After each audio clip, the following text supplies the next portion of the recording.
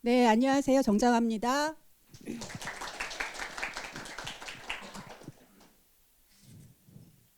사실 선생님들 앞에 자주 섰었는데 코로나 이후로 처음 쓰고 있어요. 그래가지고 오늘 이 자리가 전 굉장히 가슴 설레고 굉장히 이제 또 즐거운 자리예요. 그리고 사실 제가 오늘 이 사진 보고 깜놀했습니다. 사진하고 저하고 너무 다르다고 속으로 지금 그 생각하신 분 안 계세요?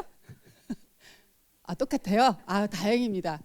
사실 입사할 때 찍은 사진이었거든요. 그래서 작년 이제 7월에 찍었던 사진인데 이 사진이 제 인생 사진이에요. 너무 잘 나와가지고 제가 그 포토그래퍼한테 너무 감사하다고 인사드렸었거든요. 근데 이제 지금의 저가 된 이유는 1년 한 반 동안 막 갈았어요, 저를. 갈아가지고 여기 가게에다가 다 집어넣었거든요. 그래서 약간 이때보단 사갔습니다. 물론 여기 포토샵이 약간 들어가 있긴 하지만요.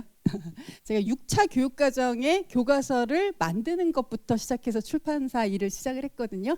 그래서 이번에 6번째 교육과정을 거치고 있습니다. 그래서 이제 나름은 이 바닥에서 교육에 대해서 조금은 안다라는 그 정도여서 오늘 선생님들 앞에 서게 됐습니다. 오늘 제가 이제 말씀드릴 거는 우선은 교육과정에 대해서 간단하게 말씀드릴 거고요. 그 다음에 각을 사실은 저는 이런 자리에서 제 자식을 막 이렇게 내놓고 자랑하는 거는 별로 좋아하지는 않는데 그래도 능률에 와서 처음으로 만든 책이다 보니까 그건 간단하게 말씀드리고 교육과정에 대해서 우선 좀 말씀을 드릴게요. 지금 교육과정이 변한다고 하니까 선생님들 굉장히 많이 궁금하실 것 같아요. 어떤 방향으로 변하나. 근데 이번에 이제 1호에서 2로 가면서 7년 만에 교육과정이 바뀌고 있거든요. 근데 이번 교육과정이 개정이 되는 이유는 두 가지인데요. 첫 번째는 고교 학점제. 그 학점제로 지금 이제 바뀌었기 때문에 그것을 반영하기 위한 교육과정 개정이 필요했고요. 두 번째는 디지털 환경 때문입니다. 이미 많이 이제 공론화돼서 아시겠지만 AI 디지털 교과서가 나오죠. 이제 보통 줄여서 그냥 AIDT라고 얘기를 하는데요. 그 AIDT가 나오면서 이번에 걔가 구분고시까지 다 나왔어요.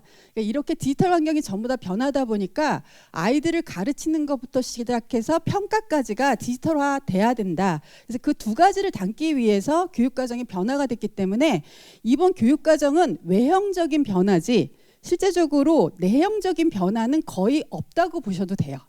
특히나 수학 같은 경우는 더 그렇습니다. 그러니까 고교학점제가 어떻게 되느냐 이제 고민들이 많으신데 실제로 수학은 그 대입에서 수능에서 주요한 과목으로 하나로 들어가는 것들은 고교학점제하고 크게 연관이 없어요. 왜냐하면 배워야 될 것들은 그대로 다 배워야 되기 때문에 그래서 이번에 이제 조금 바깥으로 보이는 부분들이 조금 변한 것이지 실제적으로는 큰 변화는 없다라고 보시면 돼요. 근데 단지 저희가 이제 경쟁 사회에 더 들어가게 되잖아요. 그래서 아이들이 조금 더 주도적인 아이들이 됐으면 좋겠다. 그래서 이번에 인간상 비전 자체가 포용성과 창의성을 갖춘 주도적인 사람이라고 타이틀을 매겼습니다. 지난번에는 창의 융합적인 인간을 만드는 거였거든요. 근데 이제는 아이들이 그걸 넘어서서 자기가 주도해서 생각을 하고 펼칠 수 있는 그런 교육과정을 하겠다. 이게 이제 이 방향입니다. 이번 교육과정의 가장 큰 특징은 교과별로 설계를 했어요. 그래서 이렇게 트랙을 만들어서 바깥부터 안으로 들어가는 형태로 이 설계를 했는데 이 부분이 크게 다르지는 않습니다. 처음에 이제 교과 과정의 개정 방향을 잡고요. 그 안에서 그러면은 그 교과 안에서의 역량은 무엇으로 할 것이냐, 다음에는 내용을 그럼 무엇으로 할 것이냐, 그 다음에 그것을 어떻게 펼쳐낼 것이냐, 이렇게 이제 4개의 그 트랙을 잡아서 진행이 됐고요. 요거는 이제 수학뿐만이 아니라 모든 교과에 다 이런 트랙을 만들었습니다. 수학은 조금 이렇게 이제 트랙이 만들어져 있는데 요행을 조금 보시면은요, 제일 바깥의 것은 이제 교과 과정 개정 방향이에요. 그래서 이제 교과서나 성취 기준이나 이런 것들을 어떻게 가야 될지를 정리를 한 것인데 이번에는 이제 5가지입니다. 근데 제가 아까 개정 교육과정의 방향 2가지를 말씀드렸잖아요. 그게 여기 다 들어가 있는 거예요. 그래서 뭐 수학 교과 역량 함량 당연히 들어가야 되겠죠. 학생 주도성 강화는 아까 비전에서 보여드렸던 것이고요. 그다음 학생 맞춤형 지도. 그러니까 이제는 디지털이 되다 보니까 아이들을 그냥 전체를 놓고 가르치는 게 아니라 AIDT 같은 것들이 들어와서 아이들한테 맞춰서 진행될 수 있도록 하자. 그다음 공학도구 활용은 지난번부터 굉장히 그 강조가 많이 됐었죠. 근데 이번엔 더 많이 강조가 되고 있고요.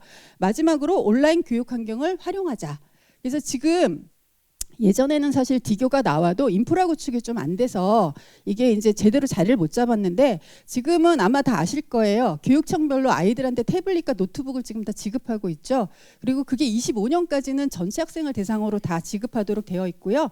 그다음에 학교에 와이파이라든지 이런 환경까지도 광 케이블이 다 들어가면서 완성이 될 것이기 때문에 이번 교육과정에서는 저런 부분들이 조금 더 강하게 강조가 되고 있습니다. 두 번째는 교과 역량인데 요거는 뭐 지난번에는 6개였어요. 6개였는데 5개로 줄었거든요. 아시죠? 문제 해결, 추론, 의사소통, 연결, 정보 처리. 연결이라는 것은 예전에 이제 창의 융합이라 그러는데 융합 자체가 두 가지를 연결하는 거잖아요. 그래서 이제 간단하게 연결이라는 단어로 되어 있고요. 태도 및 실천이라는 것이 삭제됐습니다. 근데 저거는 뭐 큰 의미는 저는 없다고 생각해요. 예전에 오히려 저런 것 때문에 교육과정 이제 저기 교과서 집필하는데 뭐라고 나와 있었냐면 저게 반영되는 수학을 만들어라. 그래서 아니 이거 뭐 어떻게 해야 되는 거야? 뭐 버스에 할머니가 탔는데 일어나는 학생의 수 뭐 이런 거 경우의 수를 잡아야 되는 거야? 이런 얘기 했었거든요. 그래서 그런 거는 큰 의미가 없기 때문에 이번엔 조금 그냥 현실적으로 바꿨다. 이렇게 보시면 될 것 같습니다. 마지막으로 이제 내용 영역인데 이 내용 영역은 이번에 이제 조금 달라진 점이 예전에는 초, 중, 고가 달랐어요. 근데 이번에는 초중하고 중등을 하나로 연결을 했습니다. 그래서 이번 교육과정은 예전에는 고등학교 1학년까지가 공통교육과정이었죠. 공통교육과정이었고 고등학교 선택과목부터 선택과정이었거든요. 근데 이번엔 그게 아니라 중학교하고 초등학교만 공통교육과정입니다. 그리고 고등학교가 기본 수학이 들어오면서 고등학교 1학년부터 모두 다 선택과정으로 바뀌었어요.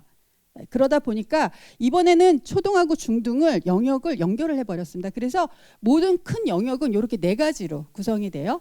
그런데 뭐 변화와 관계라는 거는 저희들이 이 앞에서 여태까지 했던 이제 문자식하고 함수를 합친 거예요. 그러니까 문자식이나 함수가 2가지의 변수의 관계들을 다루는 거잖아요. 변화와 관계라고 해서 하나로 묶었고요. 그다음에 도형과 측정도 원래는 분리되어 있었죠, 예전에. 근데 그것을 한꺼번에 같이 공부하는 형태로 그렇게 바뀌게 됩니다. 뭐 자료와 가능성은 확률과 통계 쪽이라는 거 이미 다 알고 계실 거고요. 근데 이제 마지막에 이번에 이들이 심혈을 기울였다고 생각하는 게 내용 체계를 구성하는 방식입니다. 이게 크게 다르지는 않아요. 그러니까 개발을 할 때는 굉장히 중요한 부분인데 현장에서는 그다지 중요한 부분은 아닙니다. 그것이 내용으로 이제 다 녹아 들어가 있기 때문에 그래도 이제 조금 설명을 드린다면은 우선 핵심 아이디어라고 해서 수학 내용의 본질하고 가치부터 시작을 한다는 거예요. 그래서 맨날 왜 수학은 왜 배우냐, 못하러 배우냐 이런 얘기들이 있잖아요. 그래서 이제 저도 교과서에 단원을 시작할 때 그 내용을 써놨어요. 이 단원은 이래서 배운다. 이런 것을 얻을 수 있다. 이런 것들을 써놨거든요. 그게 이제 여기서 시작을 해서 그 다음에 지식 이해는 뭐냐면은 쉽게 얘기하면은 그냥 저거는 소단원이라고 생각하시면 돼요. 그래서 학년 군별로 수학의 핵심적인 개념, 원리, 법칙이 무엇이냐. 걔를 뽑은 다음에 그럼 걔를 갖다가 이 수학적인 교과 역량을 발현을 해서 어떤 방식으로 아이들한테 이식을 시킬 것이냐.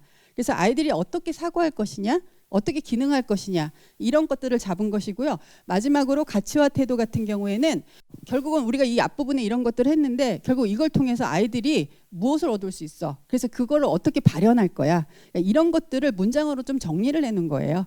그래서 이제 저는 교과서에 이거를 대단한 앞에다가 쫙 정리를 했습니다. 물론 저 언어로 안 했지만 그래도 아이들이 이해를 하고 수학을 공부할 수 있도록 그렇게 됐고요. 이제 학교 급별로 설명을 좀 드릴게요. 초등학교는 공통교육과정, 중학교도 공통교육과정 그대로 유지되고요. 학년 군별로 진행되는 것도 그대로 유지가 됩니다. 그래서 1, 2, 3, 4, 5, 6 여기도 1학년부터 3학년까지. 근데 각 학년별로 어떤 내용이 들어가는지는 거의 정해져 있죠. 그래서 그 부분을 지금부터 좀 설명을 드릴 건데요. 고등부터 참 먼저 말씀을 드려야 되겠네요. 고등은 1호 개정교육과정은 제가 앞서 잠깐 설명드렸던 것처럼 보통교과하고 전문교과가 있었어요. 그리고 이제 공통과목이 있었고 선택과목으로 나눠졌습니까? 지난번에는 고등학교 1학년까지가 공통교육과정이었는데 이번에는 그게 아니라 고등학교 전체 과정이 선택교육과정으로 바뀌게 됩니다. 그래서 이 개정 교육과정을 보시면 공통 과목에 이제 공통수학 1, 2 기본수학 1, 2. 그다음에 일반 선택 과목으로는 대수, 미적분, 확률과 통계 있고요. 진로 선택으로는 이제 5가지가 있어요. 그리고 마지막으로 융합 선택 과목이라는 것이 들어가게 됩니다. 그래서 예전에 전문 교과 이거 다 없어지게 되고 고교 학점제가 되면서 고등학교 교과목이 이렇게 다양하게 구성이 되는데, 근데 결론적으로는 수능에서 뭘 보느냐잖아요. 28년도 그 대입 개편안이 나왔죠. 나와서 뭘 보겠다고 했냐면 일반 선택 과목에 있는 저거를 공통으로 보겠다. 그래서 대수하고 미적분 1하고 확률과 통계를 보겠다. 그다음에 지금 추가적으로 검토되고 있는 건 진로 선택에 있는 미적분 2하고 기하를 심화 선택으로 넣느냐 마느냐를 지금 이야기를 하고 있습니다. 근데 저는 저거는 대학에서 놓치지를 못할 것 같아요. 실제 아시죠? 미적분이 빠졌다가 다시 들어갔던 거. 그것을 뺐었을 때 너무 대학에서 심각한 문제들이 있었거든요. 그래서 그 경험이 있었기 때문에 이번에도 이걸 굉장히 강하게 주장하고 있고, 얘네들이 완전히 지금 공통 그 수능의 형태를 바꾸자고 해놓고도 추가분이라고 눈치 보고 있는 거예요. 지금 눈치 보고 있는 상황인데, 아마 저는 그래서 학교에서 이제 이게 이과 쪽이나 뭐 그 공학 계열, 그다음에 뭐 의과 계열 이쪽으로 하려고 그러면은 의과 계열은 좀 아니네요. 화학하고 저쪽에 생명과학이 조금 더 강하니까. 그런데 그쪽에서 공부를 하기 위해서는 좀 필요한 상황이라서 아마 추가되지 않을까라고 저는 개인적으로 생각을 하고 있습니다. 그리고 이제 공통 과목 같은 경우에도 기본 수학이 예전에 있긴 있었어요. 아마 이번에도 공통 수학 중심으로 학교에서는 진행이 될 것 같다. 이렇게 보시면 될 것 같고요. 그다음에 이제 각각의 변화를 제가 말씀을 드리려고 하는데, 초등은 오늘은 굳이 말씀드릴 필요가 없을 것 같고 중등하고 고등에 대해서만 간단하게 말씀을 드릴게요. 중등은 1, 2, 3학년으로 나눠서 보면은 핵심은 아주 간단해요. 제가 아까 속설은 별로 안 바뀌었다고 말씀드렸잖아요. 크게 바뀐 게 없어요. 1학년은 최대 공약수하고 최소 공배수에서 활용 문제가 다 삭제됩니다. 예전에 그게 차시로 하나씩 들어가 있었잖아요. 근데 이번에는 그게 들어가면 교과서가 떨어집니다. 그래서 제가 교과서 검토 보냈더니 왜 여기 응용 문제 없냐고 선생님들이 피드백을 많이 해주셨어요. 근데 아이들이 조금 어려워하는 것들은 지금 삭제하는 분위기라서 그렇게 됐다고 보시면 될 것 같고요. 그다음 뭐 다른 것들은 크게 중요하지 않은데 대표값이 중3에서 1학년으로 옵니다. 그래서 예전에 이제 그 최빈값하고 중앙값을 중3에서 배웠었거든요. 근데 평균을 초등학교 때 배우죠. 예, 초등학교 때 배운 것하고 그다음에 여기 중학교 1학년 때 중앙값하고 최빈값을 연결시켜서 공부해서 대표값에 대해서는 다 정리하고 넘어갈 수 있도록, 사실 갭이 너무 컸어요. 초등학교 때 배우고 중3 때 배우니까 아이들이 잘 그걸 연결시키지 못했었거든요. 그래서 이번에 그거를 바꾼 것이고요. 2학년은 가장 중요한 건 증명이라는 용어가 쓸 수 있다라는 거. 사실 저는 항상 이거를 할 때마다 홍길동이 된 기분이었거든요. 아버지를 아버지라고 못 부르는 것처럼 증명을 증명이라고 못하고 맨날 밝힐 수 있다, 뭐 이런 식으로 정당할 수 있다, 뭐 설명할 수 있다, 이런 식으로 계속 표현을 했었는데 이번에 증명이란 단어를 쓸 수 있도록 해줬어요. 그래서 예전에 이제 명제에서 증명이라는 용어를 썼었는데 이번엔 당겨오는 대신에 가정과 결론이라는 건 여전히 쓰지 말랍니다.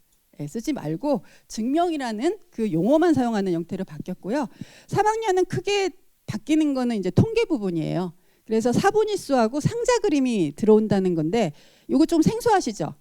저도 이거 생소합니다. 사분위수는 이제 중앙값하고 가장 낮은 값하고 가장 큰 값, 미니멈하고 맥시멈하고 그 다음에 25% 값과 75% 값, 그거를 5개를 보면서 그 추이를 상자로 그려서 보는 통계 방법이에요.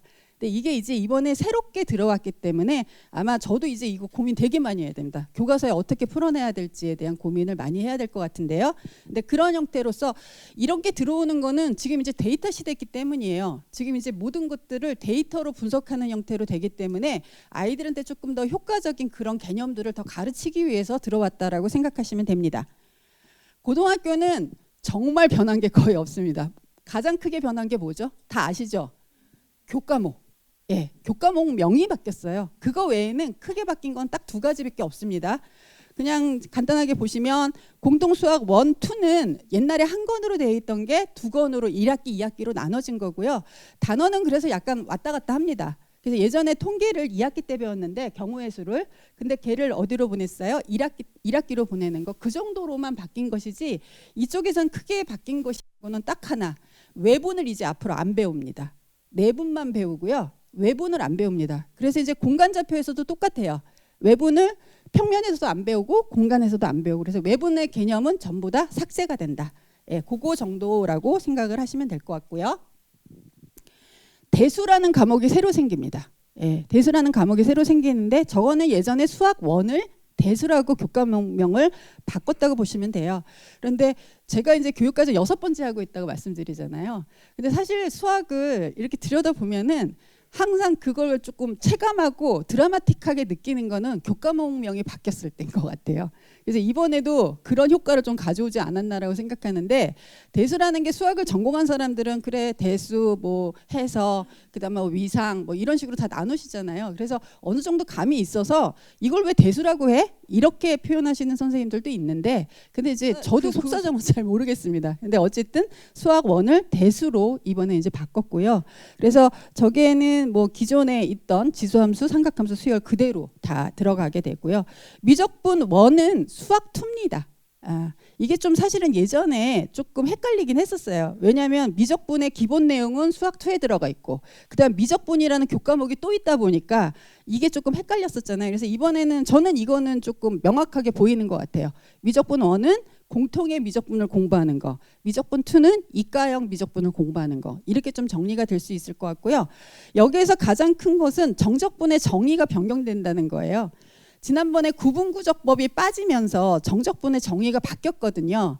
그래서 그거를 사용하는 방식이, 그래서 그거를 풀어내는 것이 굉장히 좀 어려웠었어요, 아이들한테. 그래서 이번에는 더 단순하게 그냥 그래프하고 X축 사이의 넓이로 정의하는 것으로 그렇게 이번에는 정의가 바뀌어서, 사실은 얘네들이 보통은 정의를 주지를 않아요. 그냥 이렇게 바뀐다라는 것만 줬는데, 정적분은 이렇게 정의하라고 성취 기준 해설에 보면은 문장으로 한 5문장이 이렇게 써져 있습니다. 그래서 이건 좀 명확하게 아이들한테 가르칠 수 있을 것 같고요. 마지막으로 확률과 통계는 이제 여기에서 원순열이 이번에 빠집니다. 예, 원순열이 빠지고요. 나머지는 이제 모비율이 지난번에 빠졌던 게 다시 들어가고, 예, 항상 교육과정이 이렇습니다. 들어갔다 나왔다, 들어갔다 나왔다. 그리고 뭐 확률과 통계에서는 당연히 공학적 도구의 활용이 굉장히 강조가 되겠죠. 네, 그리고 이제 마지막으로 진로 선택에서 미적분 1하고 기하는 제가 이제 아까 입시에서 추가 지금 검토되는 부분이라서 두 과목에 대해서는 다시 정리를 해봤는데요. 미적분은 미적분 2로 당연히 됐고요. 그래서 뭐 특별한 내용 없습니다. 그대로 다 가고요. 기하는 여기에 이제 뭐가 들어가냐면, 아까 이제 외분 개념 삭제된다는 말씀은 드렸죠. 이렇게 하면서 뭐가 들어가냐? 지난번에 공간 벡터가 빠졌었습니다. 저 굉장히 좋아했었어요. 왜냐면 교과서 사실 공간 벡터 어렵잖아요. 어려워가지고 이거 아이들도 좋고 만드는 사람도 편하다라고 생각했는데, 이번에 그대로 다시 환원됩니다. 그래서 공간 벡터를 이용해서 직선, 평면, 그 구의 방정식 구하잖아요. 그것까지 다 다시 들어가는 형태로 바뀌게 됩니다. 그러니까 이런 게 사실은 개념을 뺄 때는 항상 그렇거든요. 지난번에는 수학 개점 방향 중에 중요한 게 두 번째로 들어가 있는 게 뭐였냐면은 학습량 경감이었어요. 학습량 경감이었는데, 학습량 경감이라는 것이 들어간 다음에 항상 현실적인 문제에 부딪히게 됩니다. 제가 아까 행렬 말씀 안 드렸죠. 중요한 거. 그 얘기를 말씀 안 드렸네요. 행렬 이번에 다시 들어옵니다. 행렬이 공구에서 삭제되고 1호까지 그대로 삭제됐다가 이번에 다시 들어오거든요. 근데 사실 저는 행렬을 굉장히 재밌어 해가지고, 그래서 아이들한테 좀 새로운 사고, 그 다음에 조금 저는 발산적인 사고를 하게끔 하는 좋은 도구라고 생각을 하는데, 그게 빠졌을 때 좀 아쉬웠거든요.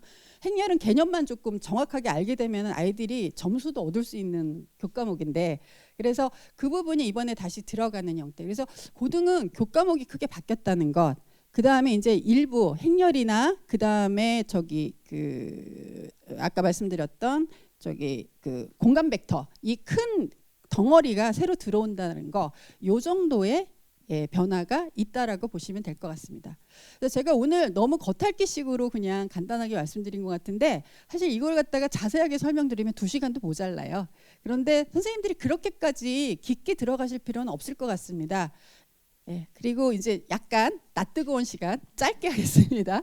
자식 자랑하는 게 가장 기분이 좋기도 하지만 근데 조금 민망하기도 해요. 그리고 오늘 이 자리는 사실 저보다는 뒤에 계시는 오대교 원장님이 가장 이제 메인이시고 좋은 말씀을 해주실 거라서, 저는 그냥 기왕에 그래도 능률 행사에 오셨으니까 저희 새 책에 대해서 진짜 조금만 말씀드리도록 하겠습니다. 신간 내신 유형서 각을 만들었어요. 각을 만들었는데 앞서 이제 제 소개를 하면서도 말씀드렸지만 센을 하면서 되게 고민이 되게 많았거든요. 센을 그때 이제 그런 류의 책도 처음이었고, 근데 그것이 언제 나왔냐면 2004년에 나왔습니다. 2003년 말에 나와서 2004년부터 이제 팔기 시작을 했는데요. 20년이라는 세월이 흘렀더라고요. 20년이라는 세월이 흐르면서 사실은 거기에 이제 그 뭐라고 할까, 저는 사실 책에 생명이 좀 있다고는 생각하거든요. 오래가는 것들이 있지만 선생님들 아무도 상상 못 하셨죠? 정석이 지금 이렇게까지 무너질 거라고 상상하셨습니까? 안 하셨죠? 그래서 제가 사실 그 출판계에 들어올 때 저의 꿈이 뭐였냐면 정석보다 더 좋은 책을 만들자였어요. 근데 저는 그거를 이제 초기에는 센으로 그 꿈을 달성했다고 생각을 했거든요. 근데 20년의 세월이 지나면서 어떤 생각이 드냐면 너무 그냥 계속해서 그 과정을 답습하고 있다라는 생각이 조금 들어서 좀 새로운 사고가 필요하지 않을까라는 생각을 하고 만든 책이 이제 각입니다. 그래서 요 각을 만드는 데는 우선은 지금 이렇게 낸 이유는 이 개정교육과정에 선행 지금 다 들어가시죠, 선생님들. 25년에 1학년이 되는 아이들을 대상으로 해서 지금 선행을 다 대부분 하십니다.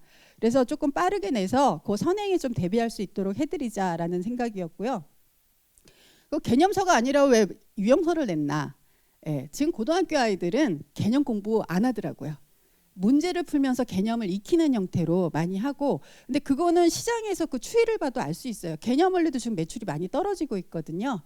개념 원리가 이렇게 떨어진다는 건 걔도 사실은 문제 중심으로 많이 구축을 해놨죠. 그런데 그 정도로 문제 중심으로 많이 움직이고 있어서 저희는 이제 이 뭐 개념을 상세하게 설명하는 것보다는 문제를 통해서도 그 학습이 가능하다라는 것을 실제로 현장에서 많이 봤기 때문에 저희들이 그렇게 했고요. 그다음 새로운 유형 기본서에 대한 소구는 분명히 있습니다. 저 현장에 다니면 늘 얘기하면은 뭐냐면 이제 센도 옛날 얘긴데 맨날 그 문제고 계속 반복되는데 좀 새로운 거 없나라는 그 소구는 계속해서 말씀을 하세요. 이번에 개정 교육과정이 들어간다고 하더라도 저도 책을 30년을 만들어 온 사람이지만 한 번 책이 나오면 거기에서 대대적인 개편은 사실 어렵습니다. 왜냐하면 현장에서 선생님들도 불편하시잖아요. 문제 다 바꿔버리면 다 연구 다시 하셔야 되는데 힘드시잖아요. 그런데 신간에 대해서는 조금 더 적합하게 현장과 그다음에 지금의 이 환경과 이런 것에 맞춰서 할 수 있지 않을까. 그다음에 교육과정이 바뀐다는 어떤 그런 특수성도 있기 때문에 지금이 가장 적기라고 생각하고 이것을 개발하게 됐고요. 이번에 나온 거는 공통교육과정에 있는 공통수학 1과 2 두 권이 나오는데 내년에는 줄줄이 계속 나옵니다. 그래서 내신 유형서 여기에 이제 계속 연결돼서는 대수하고 미적분하고 확률통계 선택 과목 들어가는 것들 나오고요. 그다음에 수능 유형서는 15 개정교육과정으로 나오게 될 거예요. 교과목으로. 왜냐하면 내년부터 쓰셔야 될 거니까. 그다음에 이제 중등 유형서까지 저희들이 계속해서 출간할 계획을 가지고 있습니다. 그러면 제가 3가지만 특징을 말씀을 드릴게요. 첫 번째는 아까 질문 나왔던 거, 굿니스, 어널리시스, 카인드니스 이렇게 빼어난 문제, 철저한 분석, 친절한 해설 요 3가지인데요. 저는 기본서의 가장 큰 덕목은 뭐냐면 일관성이라고 생각합니다. 일관성. 실제로 선생님들도 아실 거예요. 여태까지 쓰셨던 거 정석, 홍성대, 개념원리, 이홍섭, 그렇죠? 센, 정장아 이렇습니다. 그렇게 일관성을 가지고 뭔가를 진행해야 되는 것들이 있어야 되는데요. 지금 사실 기존에 나와 있던 그 기본서들이 지금 다 그런 의미에서는 망가졌어요. 제가 왜 일관성이 중요하다고 생각하냐면 현장에서 선생님들이 이걸 너무 잘 아세요. 책이 들쑥날쑥한지 어떤 기조에서 어떤 그 스텝으로 가는지를 현장에서 만나보면 선생님들이 너무 잘 아세요. 그래서 그런 것들이 내가 꾸준하게 설계를 해서 할 수 있는 컨텐츠를 원하시기 때문에 저는 일관성이 중요하다고 생각하고 이번에는 그 일관성을 맞추기 위해서 노력을 했습니다. 그래서 이제 컨텐츠 전문가하고 그 부분을 지금 현재 나와 있는 내신 문제나 아니면 이제 뭐 교육청 문제라든지 여러 가지 문제들을 전체 종합을 해서 진짜 좋은 문제들로 구성을 했고 그 다음에 이 문제들을 정말 만들기 위해서 분석을 진짜 열심히 했습니다. 그리고 해설을 아이들의 눈높이에 맞춰서 담았다는 특징이 있습니다. 두 번째는 이제 학습 시스템을 좀 만들었는데요. 밖에도 이제 저희가 좀 설명을 드렸었는데 이 책으로는 가로 세로 학습을 할 수 있도록 구성을 했어요. 우선 세로학습은 뭐냐면 학원 강의에 맞춘 겁니다. 그러니까 선생님들이 유형서가 있을 때 문제가 너무 많아서 사실 다 못하시잖아요. 그래서 저희들이 그걸 구분을 했어요. 그래서 세로학습을 만들어서 한쪽 라인은 선생님들이 가르치고 한쪽 라인은 아이들이 풀 수 있도록 그런 형태로 하는데, 이 형태가 예전에 있는 쌍둥이 문제하고는 성격이 좀 다릅니다. 쌍둥이 문제는 그냥 같은 형태를 줬다면, 이번에는 각각에서 나오는 문제들을 다 분석해서 얘네들을 매칭시킬 수 있는 시스템을 만든 거예요. 그게 이제 가로입니다. 그래서 단순하게 똑같은 문제를 두 번 푸는 게 아니라 확실하게 익힐 수 있는 그런 학습 구조를 만들었거든요. 그래서 저희는 이게 가로 세로 학습 시스템이라고 저희가 명명을 했어요. 그리고 이제 마지막으로는 아이들한테 공부가 되는 해설을 좀 주려고 합니다. 저는 요즘 책들이 대부분 어디에 지금 경쟁이 붙었냐면 해설을 어마무시하게 주는 거에 경쟁이 붙었어요. 그런데 거기서 아이들이 실제로 보는 거는 얼마 없습니다. 실제로는 그렇게 볼 시간도 없어요. 그런데 그냥 마음은 든든하죠. 그런 게 있으면. 그래서 그렇다면 어떤 해설이 필요할까라고 생각했을 때 저는 선생님들의 해설이 가장 필요하다고 생각해요. 선생님들이 문제를 푸시면서 판서하시는 해설. 그 정도면 저희가 이제 그 책의 컨셉 자체가 필요 충분서라고 잡았는데, 그 정도면은 딱 필요 충분하지 않을까? 그래서 이제 책에 담은 해설이 그런 해설입니다. 그래서 깔끔하고 알찬 해설을 주기 위해서 문제를 주고 그거를 손글씨로 선생님들이 진짜 학원에서 써주시는 그 풀이를 담은 거고요. 기존의 해설은 디지털로 드립니다. 그래서 아이들이, 저거는 이제 책에 지금 QR코드가 있어서요. 찍으면 바로 예전 해설, 그 아주 자세한 해설 있잖아요. 꽉 찬 해설이 제공이 됩니다. 그래서 거기에는 이제 번호를 누르면, 번호를 내가 넣으면은 그 문제로 바로 이동을 해서 아주 자세한 해설도 볼 수 있도록. 그래서 저는 해설이 굉장히 중요하다고 생각하는 사람 중에 한 사람이에요. 왜냐하면 공부를 완벽하게 끝내기 위해서는 해설에 대한 이해도 있어야 된다고 생각하거든요. 그냥 눈으로 훑고선 지나갔을 때 자기 것이 되는 경우가 별로 없습니다. 저희는 망각의 동물이기 때문에. 그래서 저희가 이렇게 해설을 두 가지 종류로 한 자체는 진짜 조금 필요한 해설을 아이들 눈높이에 맞춰서 주고, 정말 이걸 통해서 다시 한번 반복 학습을 할 수 있도록 해주자 해서 이렇게 해설까지 특별하게 구성을 했습니다. 그래서 선생님들 드리는 그 교재에 보면 저희가 이제 이런 것들을 어떻게 구성했는지를 앞부분에 좀 설명을 했거든요. 그래서 오늘 드리는 교사용 교재 좀 잘 봐주시고, 응원을 부탁드립니다. 저는 여기에서 이제 오늘 마무리를 지으려고 하는데, 제가 각 해설 앞에, 그러니까 각이란 책 앞에 보면은 머릿말이 있죠. 머릿말 제목이 뭐냐면은 거인의 어깨가 필요할 때예요. 근데 요 문장을 많이 보셨을 거예요. 내가 만약 멀리 보았다면 그것은 거인들의 어깨 위에 서 있었기 때문이다. 이거 저기 뉴턴이 한 말로 많이 알고 계시죠? 근데 이거는 사실 뉴턴이 한 말은 아니고요. 13세기에 이제 유럽에서 나오던 말인데, 뉴턴이 이 말을 활용을 했습니다. 그러니까 그 뜻은 뭐냐면은, 무엇인가를 내가 성취를 했다면 그 성취가 그냥 내가 전체를 이룬 게 아니라 앞서 뭔가를 해준 사람들이 준 바탕으로 인해서 그 위에서 내가 더 멀리를 봤기 때문에, 그래서 내가 이걸 이룬 것이다, 이런 뜻이거든요. 근데 이 문장을 접했을 때 저는 사실 여기 계신 모든 분들이 저희 학생들한테는 거인이라는 생각이 들었어요. 그리고 저도 이 책을 만들면서 아이들한테, 학생들한테 진짜 거인이 돼서 어깨를 한번 빌려줬으면 좋겠다, 이렇게 생각을 했거든요. 그래서 선생님들이 저하고 전혀 마음이 다르지 않다고 생각합니다. 저는 교육자의 마음은 다 똑같다고 생각해요. 교육자는 언제나 거인이 될 준비가 되어 있고, 언제나 어깨를 빌려줄 수 있는 자세가 되어 있는 사람들이라고 생각합니다. 그래서 선생님들이 학생들한테 거인이 되어주신 것처럼 저희 책에도 관심을 가지시고 저희 책에도 거인이 되어주셨으면 하는 부탁을 드리면서 오늘 제 시간은 마무리 짓도록 하겠습니다. 감사합니다.